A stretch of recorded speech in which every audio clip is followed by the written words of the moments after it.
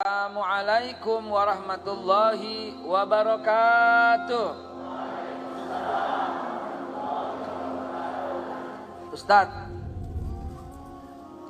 saya seneng anak saya ngaji Ustadz. Tapi kenapa mas saya ketus Ustadz? Maksud ibu bagaimana? Dia menundukkan kepala dan mulai menetes air matanya. Seolah-olah omongan saya waktu mendidiknya itu salah semua. Anak saya jadi ketus Ustaz. Alah ibu, ibu nggak paham agama. Apa yang ibu lakukan itu bid'ah bu. Bu, ibu ini awam.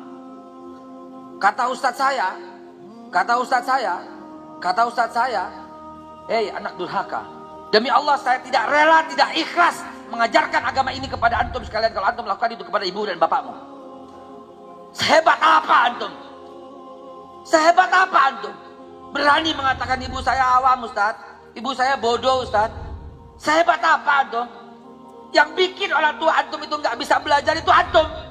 Kenapa? Karena antum keburu lahir sebelum dia belajar. Dia mau belajar agama. Yang bikin orang tua bapakmu itu jadi bodoh agama itu antum juga. Dia pengen belajar agama, tapi dia meras keringat untuk memberi nafkah dan membesarkan antum.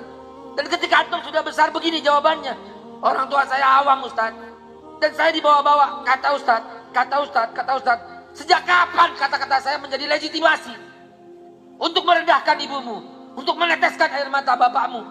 Demi Allah, air susu yang paling mahal itu adalah air susu ibu. Dan keringat yang paling berharga di muka bumi ini adalah tetesan keringat bapakmu.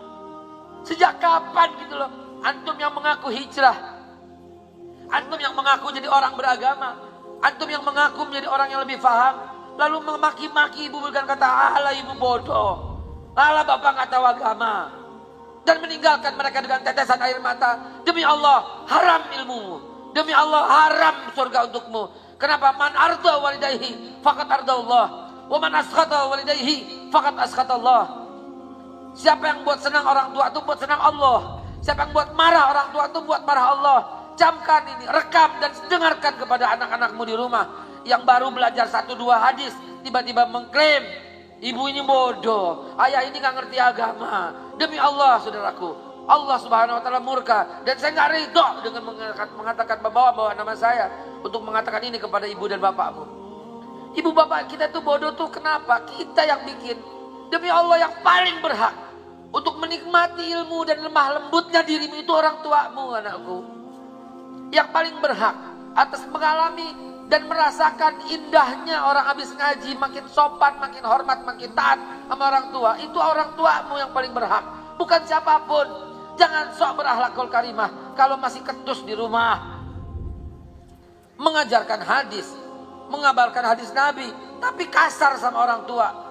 Ingat Sa'ad bin Abi Waqqas, ibunya tuh penyembah berhala.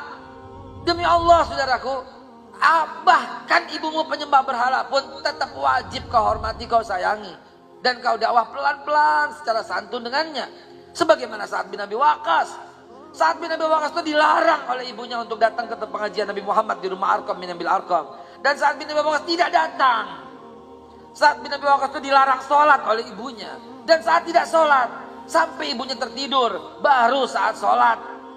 Sampai ibunya nyuruh, baru saat Nabi bin Abi Waqqas mampir ke rumahnya Arqam bin Abil Arqam untuk mendengarkan Rasulullah. Dan pura-pura jatuh, pura-pura sakit, pura-pura terlambat karena dia mendengarkan Nabi SAW. Dan dia dengan relanya berkata demikian kepada ibunya supaya ibunya tidak sakit hati.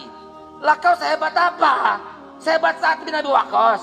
Lebih hebat daripada Abu Bakar Siddiq yang ibunya masih beragama Yahudi, yang masih sayang mati-matian dengan ibunya. Sehebat apa dirimu saudaraku anak muda? Secanggih apa ilmumu? Mengatakan ibumu bodoh, mengatakan ayahmu kurang agama. Ini Sa'ad bin Abi Waqqas. Ketika Sa'ad bin Abi Waqqas lama belum datang, nggak datang ke pengajian karena ibunya masih menahannya. Sampai ibunya nggak mau makan. Sa'ad nggak meninggalkan ibunya sampai ibunya mau makan selama 3 hari. Tahu antum sekalian apa yang dibisikin malaikat Jibril kepada Nabi SAW yang lagi ngajar di rumah Arqam bin Abil Arqam? Malaikat Jibril berucap, yatlu alaikumul an rajulun min ahli jannah Nabi sampai tersentak lagi mengajar jamaah sekalian. Nabi diam dan mengulang-ulang kata-kata malaikat Jibril. Yaslu alaikumul an rajulun min ahli jannah. Yaslu alaikumul an rajulun min ahli jannah. Yaslu alaikumul an rajulun min ahli jannah. Akan datang kepada kalian seorang laki-laki penduduk surga. Akan datang sebentar lagi dari kalian seorang laki-laki penduduk surga. Akan datang sebentar lagi nih seorang penduduk surga. Nabi pun tidak tahu siapa yang telah tercatat sebagai penduduk surga tanpa hisab. Orang pertama dijamin surga. Ternyata dari balik bukit keluar Sa'ad bin Abi Waqqas. Padahal ibunya penyembah berhala, saudaraku. Sa'ad bin Abi Waqqas belum banyak ilmu agamanya. Dia cuma sayang sama ibunya, walaupun ibunya penyembah berhala. Dia cuma cinta sama ibunya, walau ibunya penyembah berhala. Allah telah jamin masuk surga tanpa hisab melalui lisan Nabi kita Muhammad sallallahu alaihi wasallam. Lantas kau yang udah mulai hijrah dan berkata pada ibumu dan bapakmu, ibu tahu apa? Bapak ini kurang agama. Ngajilah Pak, ngaji. Jangan ributin orang, ngajilah Pak, ngaji. Demi Allah, netesnya air mata ibu, netesnya air mata bapak, atau batinnya yang terkoyak mengharamkanmu dari masuk surganya Allah Subhanahu wa taala. Ridha Allah fi ridha walidayhi wa sukhtullah wa sukhtu walidayhi. Sampai Utsman bin Affan tidak ikut perang gara-gara ini. Dan Nabi memaafkan. Kenapa? Karena jihad fisabilillah di masa Rasul lebih afdal merawat orang tua daripada jihad fisabilillah di masa Rasul. Wallahi akhi. Apalagi orang tuamu sudah susah, sudah kencing sendiri di celana, kau masih ngaji, kau masih tinggalin dengan alasan nuntut ilmu, celaka kamu. Dan ibumu pengen didampingin olehmu, kau masih jalan ke sana kemari. Ya Allah ya Rabb, Rabbighfirli wa li walidayya warhamhuma kama rabbayani shighara warhamhuma kama rabbayani shighara. Mungkin ada kata-kata kita yang salah dengannya. Mungkin ada kata-kata kita yang keliru dengannya. Mungkin karena kita nggak sanggup merawat, akhirnya kita kasih babysitter. Karena kita nggak sanggup merawat, kita kasih pembantu untuk ibu kita. Dan kita merasa berjasa karena kita mengirimkan pembantu. Padahal bukan itu yang diinginkan ibu. Padahal bukan itu yang diinginkan bapak. Yang diinginkan adalah pelukan darimu dan kasih sayang darimu. Demi Allah, matanya mampu membaca wajahmu ketika kau pengen atau nggak ngerawatnya. Karena itu kadang-kadang dia bilang nggak usah deh. Padahal dia tahu hatimu menolak. Sering kali bapak kita bilang bapak nggak lapar. Padahal dia lapar. Dia lihat wajahmu kepengen makanan itu. Sering kali ibumu berkata jangan sekarang. Dia lihat wajahmu karena kau malas untuk nganterin. Sehingga ibumu berkata jangan sekarang.